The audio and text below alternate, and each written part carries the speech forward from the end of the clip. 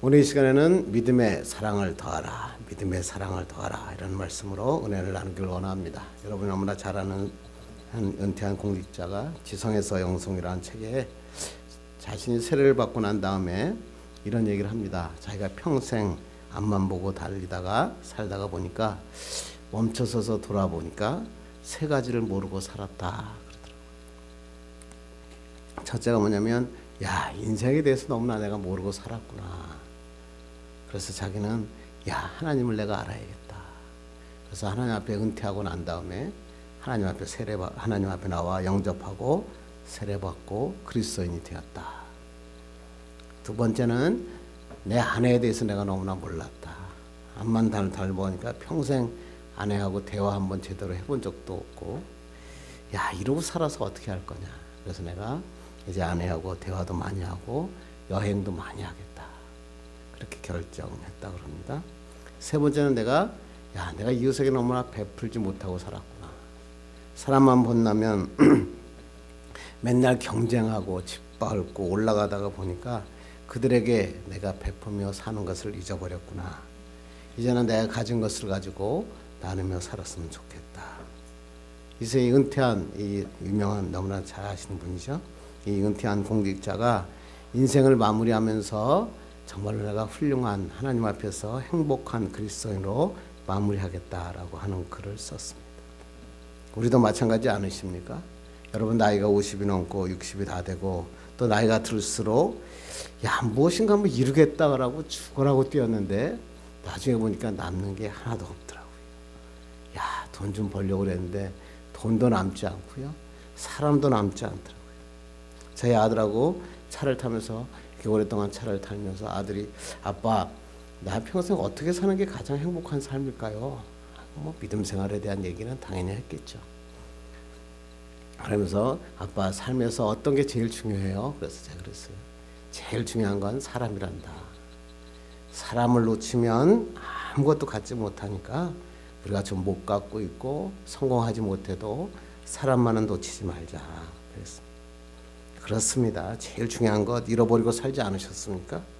여러분 하나님의 은혜 정말로 하나님이 나를 살려주시고 하나님 내 어려운 가운데서 이겨내게 하신 것 다시 한번 하나님 은혜를 기억합시다. 아내 사랑합시다. 남편 사랑합시다. 안 돼도 하나님의 믿음으로 할 수 있습니다. 이웃에게 한번 나누어 주며 삽시다. 하나님 앞에 기도하는 거예요. 하나님 내가 평생 꾸이며 살지 몰라도 이제는 하나님의 이웃에게 나누며 사는 하나님의 사람 되게 해주옵소서. 기도하면 하나님이 그렇게 만들어 주시거든요. 이런 행복한 사람들 되기를 간절히 바랍니다. 인생의 가장 소중한 게 뭘까요? 저는 행복이다 이렇게 생각합니다. 행복한 삶, 그리스도의 신앙, 기독교, 예수를 믿는 하나님, 예수를 믿는 그 기독교의 신앙도 가장 중요한 게 뭘까요? 행복이죠. 우리가 구원을 받고 하나님의 나라에 들어가고 하나님과 함께 사는 것, 그것이 뭘까요?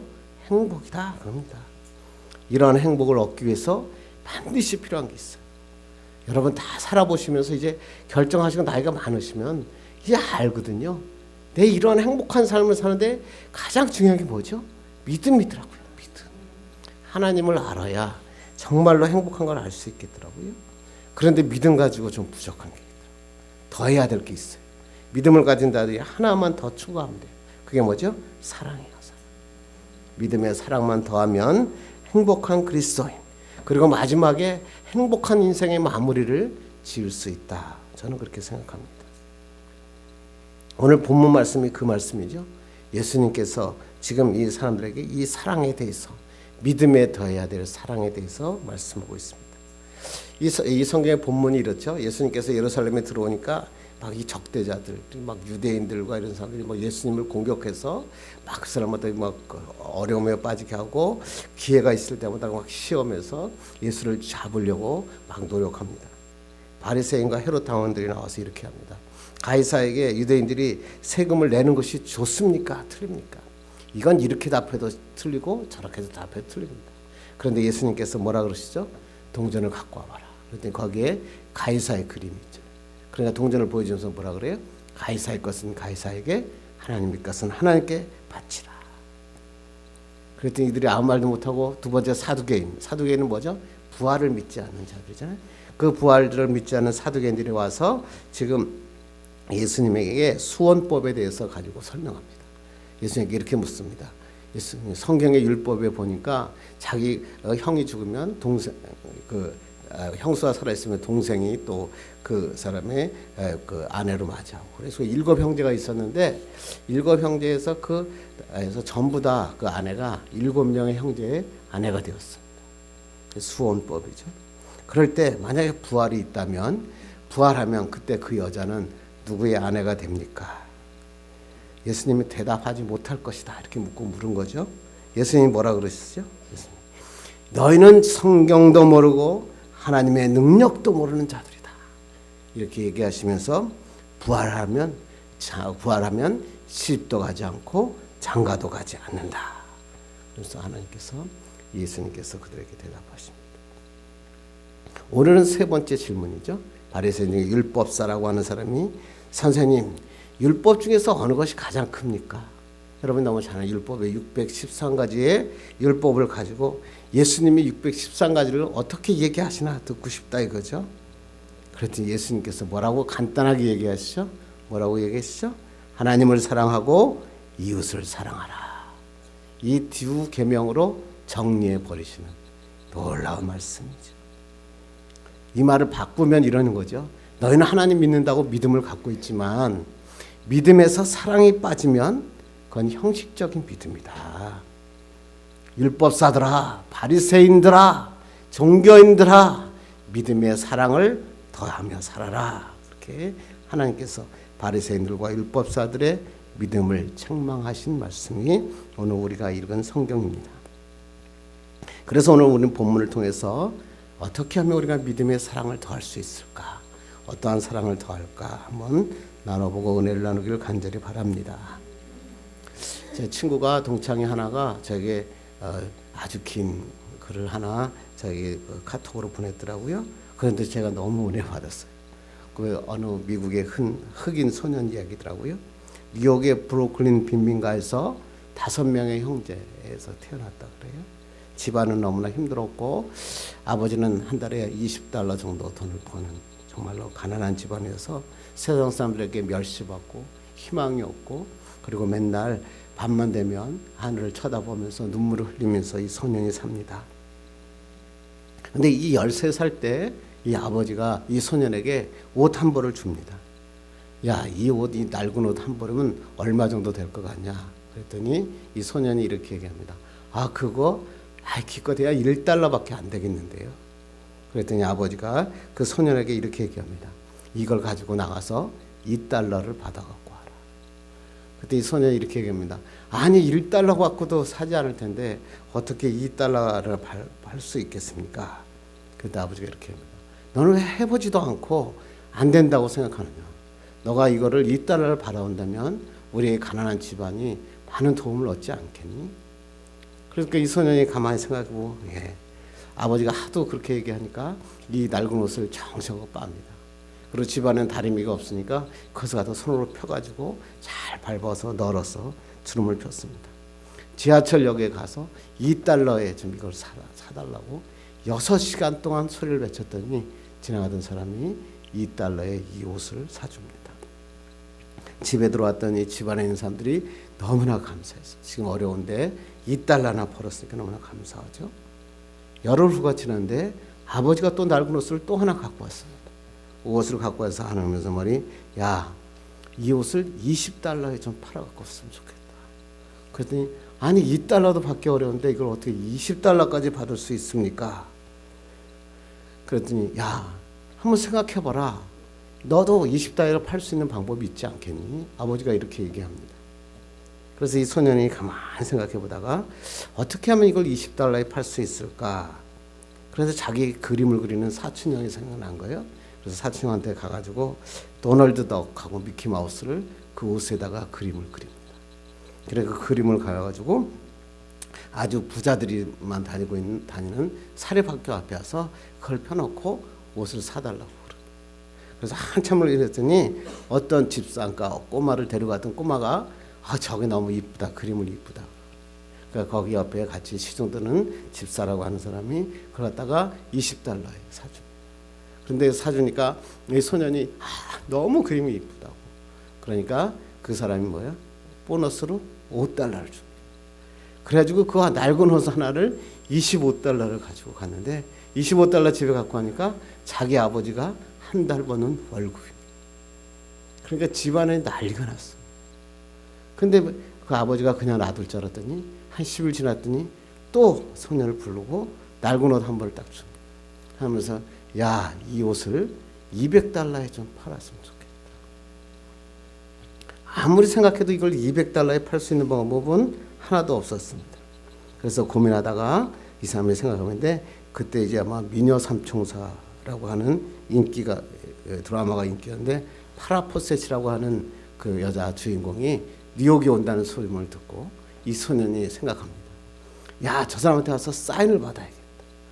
그래가지고 그 사람이 기자회견을 하고 나오는데 막 돌려가서 그 소년이 가서 여기다 사인 하나만 해달라. 그러니까 하도 소년이 막 간절하니까 거기다 사인 하나를 착합니다. 소년이 이렇게 얘기하죠. 그러면 이 옷을 제가 팔아도 됩니까? 그때 파라포셋이라고 하는 사람이 그럼 이 옷은 너 거니까 너가 마음대로 해도 된단다. 그래가지고 이걸 팔았는데, 거기 있는 사람들에게 팔았는데 무려 얼마에 파는 줄 아십니까? 석유 상인이 $1,200. 엄청난 돈으로 이 파라포셋이 사인한 낡은 옷을 삽니다. 집에 갔더니 온 가족이 감동의 눈물을, 야, 우리가 $1,200를 벌었다. 그러면서 너무 좋아서 아버지가 침대에 아들하고 둘이 누웠습니다. 아버지가 이 아들에게 이렇게 얘기합니다. 야, 아들아, 너 이 옷 3벌을 팔면서 깨달은 게 뭐니? 그랬더니 이 소년이 이렇게 얘기했습니다. 머리를 굴리면 방법이 있다. 그러니까 야, 이 낡은 거 아무것도 값어치 없는 것도 머리를 굴렸더니 방법이 있더라. 그러면서 그런데 아버지가 이렇게 얘기합니다. 내가 너에게 이것을 팔라고 하는 것은 $1의 낡은 옷도 이렇게 가치가 있지만 우리같이 흑인이고 형편없는 우리는 살아있는 사람 아니니? 우리는 더 가치 있는 사람이란다. 이걸 가지고 이 소년이 그렇구나. 나는 흑인이고 소망이 없고 아무것도 없는 사람이 아니라 나는 하나님을 믿고 내가 값어치 있다고 생각하면 나는 무엇이든지 할 수 있는 사람이 될 수 있겠다. 이렇게 생각하고 이 소년이 열심히 믿음을 가지고 공부하고 운동합니다. 20년 후에 세계의 사람들이 모두 아는 훌륭한 선수가 됩니다. 누군지 아십니까? 마이클 조던입니다. 여러분, 세상은요, 저도 해보니까 머리를 굴리면 잘 살 수도 있더라고요. 돈을 벌 수도 있더라고요. 남보다 좀 더 높은 자리에 오를 수 있더라고요. 그런데 더 중요한 게 뭘까요? 머리를 굴리면 훌륭한 사람이 되는 게 아닙니다.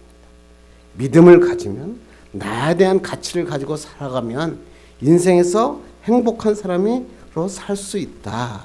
그게 우리의 신앙이고 우리의 믿음이다, 그런 겁니다. 그래서 우리나라 말에는 삶이라는 말과 사랑이라는 말과 사람이라는 말이 한 어원에서 나왔다 그러죠. 왜 그런지 아세요? 한 사람이 사랑하면서 살아가는 것을 삶이다. 그 누구든지 중요한 것은 뭐냐면 내가 어떻게 사랑하며 살아가는가, 그것이 중요하다. 사람은 누구든지 사랑받기 위해 태어났고 그 다음에 내가 성장하면서는 내 사랑을 나누어 주면서 사는 것이 바로 사람이다, 이렇게 얘기한다는 것입니다. 그렇다면 예수 믿는 우리는 뭘까요? 세상 사람도 이렇게 사랑이 중요하다면 예수 믿는 우리는 하나님이 나를 이처럼 사랑하셨다는 거예요. 그래서 독생자 예수 그리스도를 보내셔서 십자가에 매달아 죽으시기까지 우리를 사랑하는 사람이 바로 우리라는 거예요. 그래서 우리는 구원받은 자가 해야 될 것은 뭐냐면 이제 세상에 살아가면서 나를 사랑하고 하나님을 사랑하고 이웃을 사랑하고 그렇게 전달하며 살아가는 것이 그리스도인이라, 이렇게 얘기하는 것입니다. 그래서 오늘 그리스도인들은 어떤 사랑을 하면서 살아가야 될까? 하나님 오늘 말씀을 통해서 은혜 받고 축복받기를 간절히 바랍니다. 이러기 위해서 우리 35절 36절 읽겠습니다. 시작. 그 중에 한 율법사가 예수를 시험하여 묻되 선생님, 율법 중에서 어느 계명이 크니까? 몰라서 물은 거니까? 아니죠. 시험하여 물었잖아요. 그 다음에 예수님이 어찌 대답하나 보러 온 거죠. 율법사가 하나님을 안 믿었나요? 믿었어요. 율법을 연구했죠. 율법대로 살려고 노력했어요. 엘리트였어요. 엘리트 집단이었죠. 그런데 그들에게 문제는 뭐죠? 율법에 사랑이 빠지니까 자기를 자랑하고 남을 판단하는 도구로 율법이 사용되었다고 하는 것입니다. 너무나 여러분도 잘 아는 게 율법사들이 항상 하는 얘기 뭐냐면 율법은 613가지의 율법이 있는데 율법을 전부 글 쓴 거 보면 60만 히브리어 단어가 쓰인다. 왜 그때 60만 히브리어 문자가 사용되냐면 그때 이 율법을 받을 때 성경을 보면 이스라엘 장정의 수가 60만 명이었거든요. 그리고 그 1년은 뭐예요? 365일이고요. 그 다음에 아담부터 모세까지가 248세대. 그러니까 성경에 보면 적극적인 계명이 248가지. 그 다음에 소극적인 계명이 몇 가지요? 365개. 그래서 이 율법은 완벽하다. 이렇게 율법사들은 항상 이야기해 왔다고 하는 것입니다. 율법사들은 계명에 통달했어요. 이렇게 우리가 알지 못하는 것까지 다 알았어요. 믿음도 있었어요. 말씀에 순종했어요. 금식도 하고요. 기도도 하고 예배도 했어요. 그런데 이들은 예수 그리스도를 죽이려고 했어요. 왜 그랬을까요? 결정적인 이유가 뭐죠? 사랑이 빠졌기 때문에. 믿음에서 사랑이 빠지고 나니까 교만한 믿음이 되었다. 성경은 그렇게 이야기하고 있습니다. 그래서 사도 바울은 이 말을 이렇게 번역합니다. 읽겠습니다. 시작.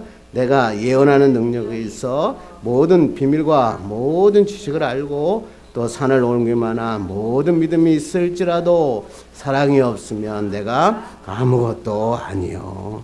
능력과 지식과 믿음이 있어도 사랑이 없으면 아무것도 아니다. 목사도 집사도 장로도 중요한 것은 뭐가? 사랑이 중요하다.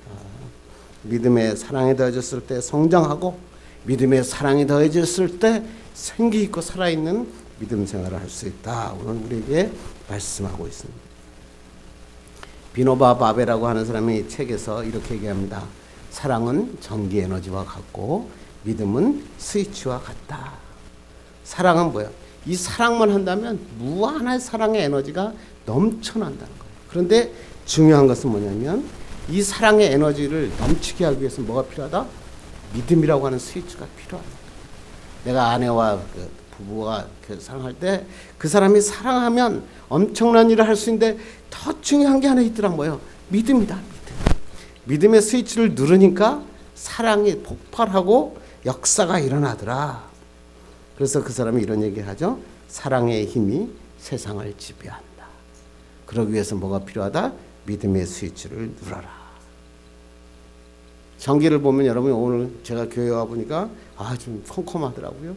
복도에 저는 항상 불을 한 번도 꺼지지 않는데 보니까 복도에 불도 꺼져 있고. 왜 그랬을까요? 스위치가 내려져 있더라. 중요한 건 뭘까요? 우리에게 여기가 전기가 다 들어와 있어요. 여기 지금 전기가 다 들어와 있는데 중요한 건 뭐예요? 스위치를 누르지 않으면 불이 켜지지 않아요. 믿음이 없으면 우리의 사랑의 에너지를 갖고 있더라도 그 사랑의 에너지가 나타나지 않는다는 것입니다. 사랑과 믿음이 하나가 될 때 에너지가 발생되고 불이 켜지고 세상을 더 밝게 만들 수 있다고 하는 것입니다. 여러분의 믿음이 지치셨습니까? 예수 믿는데 아무런 역사가 나타나지 않습니까? 내가 원하고 기도하는 것들이 이루어지지 않습니까? 예수 그리스도를 믿고 이 믿음과 사랑을 하나로 더하는 여러분 되기를 주님의 이름으로 축원합니다. 이렇게 하면 믿음 있는 생활이 되고요. 기쁨 있는 생활이 되고 능력 있는 생활이 된다. 오늘도 우리에게 말씀하고 있습니다. 이런 축복의 사람들 되기를 간절히 바랍니다. 이렇게 하기 위해서는 어떤 사랑을 우리가 더해야 될까요? 우리 한번 37절, 38절 읽겠습니다. 시작. 예수께서 이르시되 내 마음을 다하고 목숨을 다하고 뜻을 다하여 주 너희 하나님을 사랑하라 하셨으니 이것이 크고 첫째 되는 계명이요. 예수님께서 구약을 그대로 인용해서 율법사의 질문에 답하는 거죠. 그 그 율법의 이 말씀은 어디에 있는 거죠? 신명기 9장 5절이죠. 한번 읽겠습니다. 시작. 너는 마음을 다하고 뜻을 다하여 힘을 다하여 내 하나님 여호와를 사랑하라. 마음을 다해라, 목숨을 다해라, 뜻을 다하라, 뭐 힘을 다하라. 이게 뭘까요? 뭐 여기에 여러 가지 의미를 부여하고 뭐 거기에다가 뜻을 부여할 수도 있겠죠. 그런데 중요한 것은 그게 중요한 게 아니에요. 다라는 말이 중요하죠. 그게 뭐예요? 100% 사랑하라는 거예요. 하나님을 사랑할 때는 놔두고 사랑하지 말고 내가 가진 것 전체를 들어서 온전히 주님을 사랑하라. 하나님께서 말씀하고 있어요. 예수 믿을 때, 하나님을 믿을 때, 하나님을 사랑할 때 남겨놓지 마세요. 내 마음속에 요건 빼놓고 그러지 말고 하나님을 온전히 사랑하는 100% 사랑하는 여러분 되기를 주님의 이름으로 축원합니다. 그런데 예수님께서 이 신명기와 다른 말씀을 하나 하신 게 뭐죠? 여기 보니까 그래서 예수께서 그러시되 주 너희 하나님을 사랑하라. 신명기에서 보니까 내 하나님 여호와를 사랑하라. 그러니까 뭐가 빠진 거예요? 주라는 것을 예수 그리스도께서 붙이셨죠. 주인되라. 그러니까 예수님께서 뭐라고 얘기하시냐면 하나님을 사랑하기 위해서는 첫째 하나님과의 관계를 먼저 정리하라는 거예요. 어떤 관계? 나의 주인으로 하나님을 모셔라. 내 마음에 온전히 주님을 나의 주인으로 모실 때 하나님과의 사랑이 시작될 수 있다는 거예요. 이것을 믿고 나가는 여러분들 간절히 바랍니다. 하상옥이라고 하는 시인이 연애 제대로 알고 하세요라고 하는 책에 이렇게 얘기했더라고요. 남녀간에 사랑한다. 즉 남녀간에 연애한다는 것은 사랑하는 한 사람이 생기는 대신에 뭐요? 사랑하지 말아야 할 여러 사람이 생긴다. 그러니까 어떤 두 사람이 그래서 야 둘이 사귄다라는 말을 들으면 뭐예요? 그 사람은 내 사람이 되는 대신에 이제부터는 다른 사람을 쳐다보지 않는 것이죠. 마찬가지죠. 내가 하나님을 사랑한다.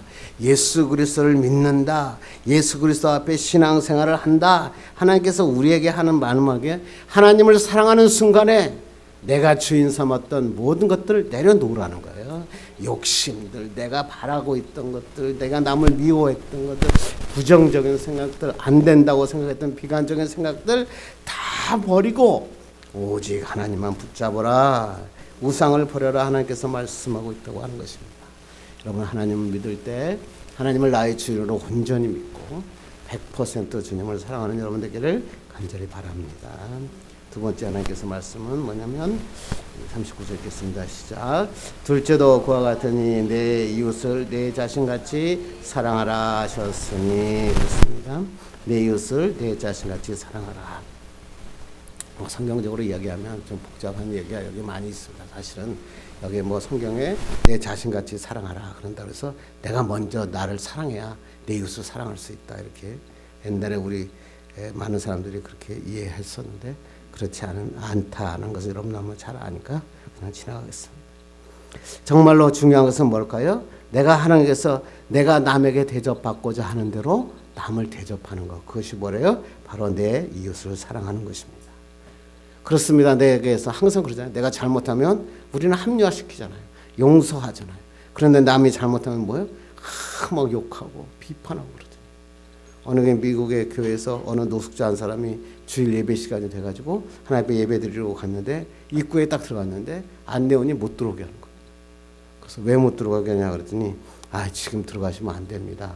지금 예배가 시작되면 TV에서 지금 예배를 방송국으로 중계를 하는데 당신이 들어가면 교회 이미지가 나빠집니다.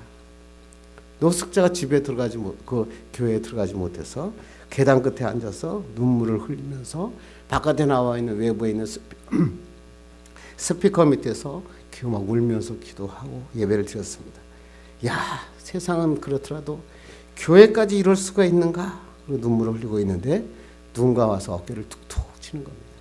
누군가 그러고 눈을 탁 들어보니까 누구였죠? 예수님이었다. 예수님이 뭐라고 얘기했다고요? 너도 쫓겨났구나. 나도 그 교회에서 쫓겨났단다. 예배를 드리는데 그 예배에 예수님이 쫓겨난 예배를 드리고 있다. 여러분, 내가 주님 앞에 예배하고 싶은 것처럼 우리 노숙자들도 하나님 앞에 교회에 나와서 예배하기를 원한다는 거예요. 내가 하나님 앞에 능력 있는 사람으로 살고 싶은 것처럼 내 이웃도 하나님 앞에 능력 있는 사람으로 살고 싶다는 거예요. 어떻게 하면 될까요? 내 이웃을 내 자신같이 사랑하는 거예요. 그 사람을 용서하고 그 하나님의 사랑으로 그들을 품어줄 때 기적이 나타난다. 오늘도 우리에게 말씀하고 있습니다. 근데 39절에 보니까 앞에 뭐라고 써 있어요? 둘째도 그와 같으니라고 하나님께서 말씀하고 있어요. 제일 큰 계명은 하나님께서 크고 제일 첫째 되는 계명을 말씀하시고 난 다음에 둘째도 첫째 계명과 같다 그런 얘기예요. 제일 큰 계명은 하나 쓸 수밖에 없잖아요. 그런데 둘째도 그와 같다라는 말은 뭐예요?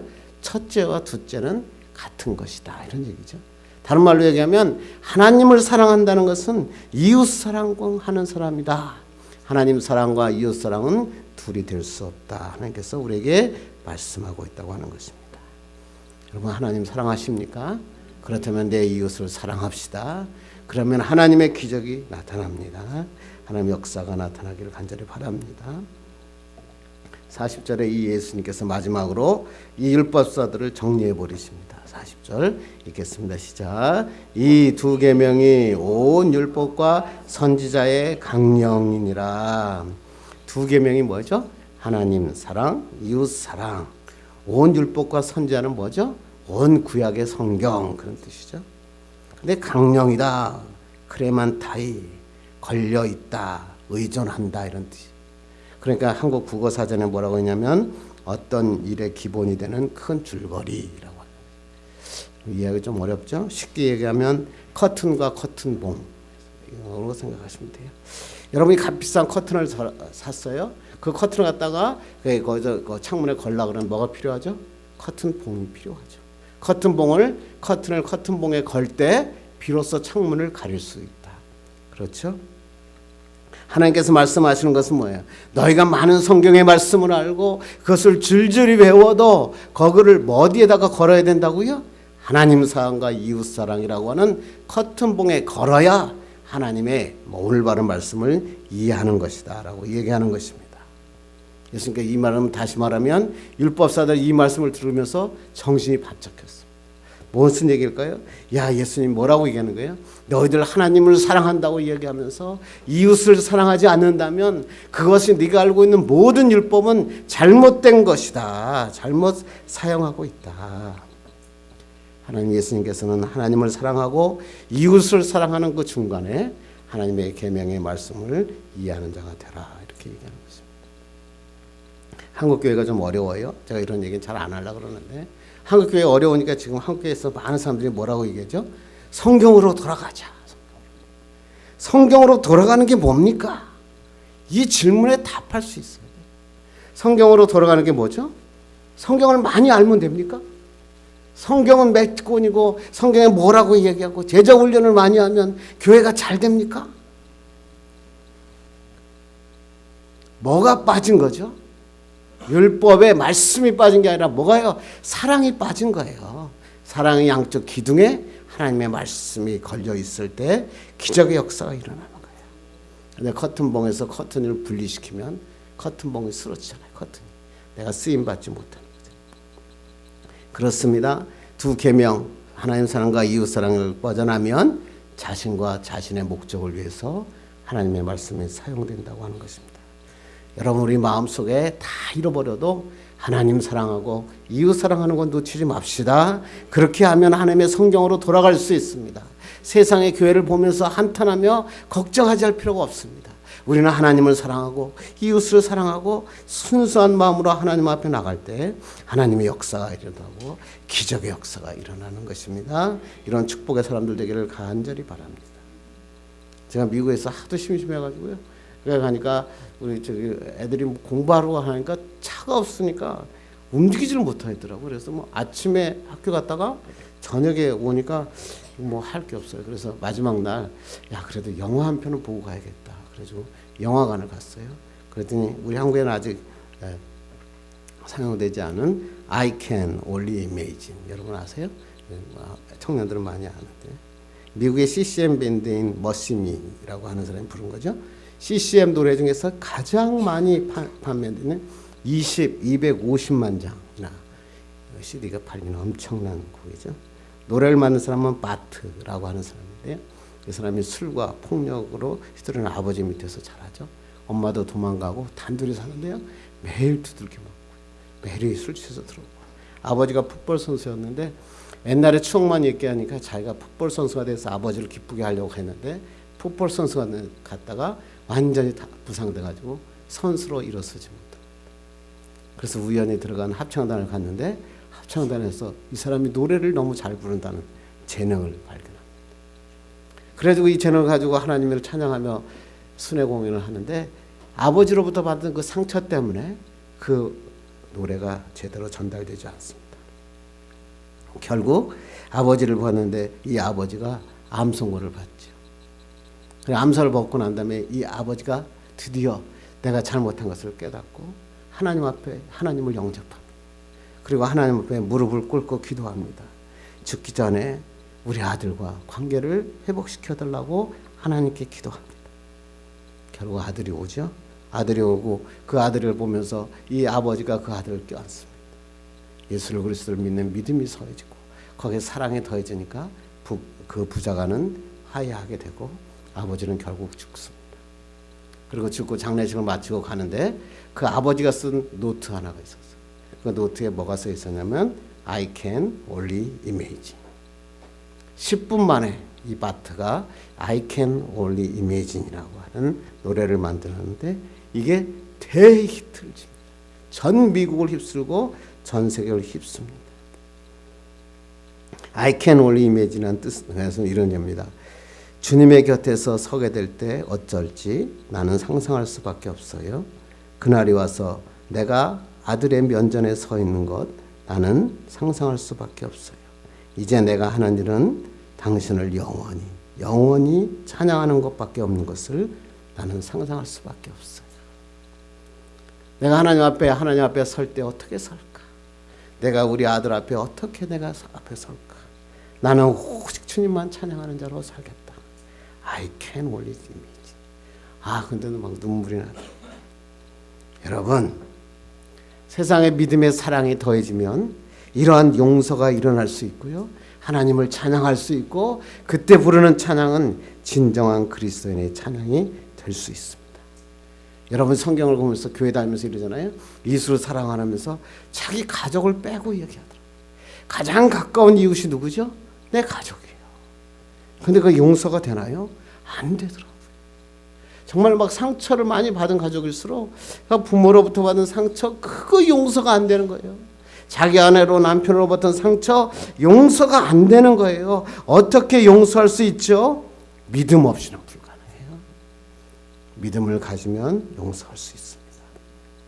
이런 용서를 살아가고 여러분들에게 간절히 바랍니다. 그래서 믿음을 뭐라 그래요? 신앙의 출발점이다 그러잖아요. 그런데 신앙의 출발점을 믿음 갖고 시작하지만 믿음만 가지고 그리스도인이 될 수 없어요.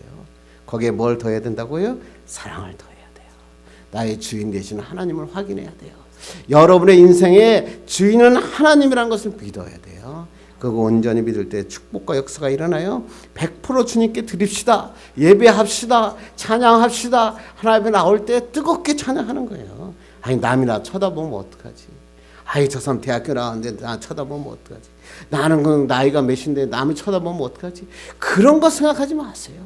내가 하나님 앞에 기쁘면 두 손이 올려지는 거고 즐거우면 박수가 쳐지는 거고 눈물이 나면 눈물을 흘리는 거예요. 주님이 보시면 되잖아요. 주님만 사랑하면 기적이 일어나는 거예요. 내 이웃 사랑합시다. 말로는 막 이웃 가서 가난한 자는 나눠주고 100% 주는데 자기 가족은 막 못되게 하고 자기 고정은 못하게 하시지는 않습니까? 먼저 내 가족부터 사랑합시다. 안 되잖아요. 안 돼도 믿음으로 사랑하는 여러분 되기를 간절히 바랍니다. 믿음이 신앙의 출발점이라면 사랑은 신앙의 도착지입니다. 이렇게 살 때 우리 행복한 사람이 됩니다. 이렇게 사는 사람은 항상 기쁨과 감사가 넘쳐나요.